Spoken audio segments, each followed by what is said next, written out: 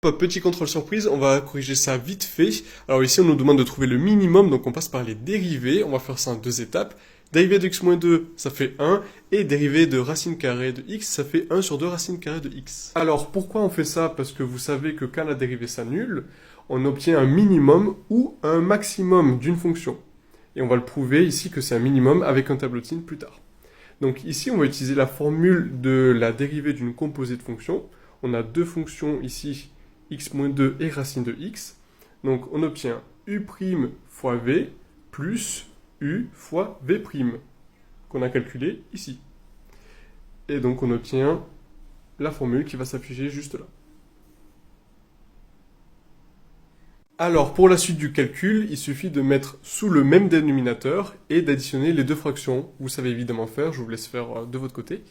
Et donc ensuite, on pose l'équation f' de x égale 0 pour savoir en quel point la fonction s'annule.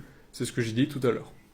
Et donc ça revient à écrire 3x moins 2 divisé par 2 racine de x égale à 0, ce qui revient uniquement à calculer cette équation-là, 3x moins 2 égale 0, et ça, vous savez résoudre, je l'espère, ou sinon regardez mes TikTok. Ce qu'on vient de calculer, c'est que en fait, à x égale 2 tiers, la fonction a un changement de variation, donc un sommet. Mais on ne sait pas si ce sommet correspond à un minimum ou un maximum, mais la consigne nous dit un minimum.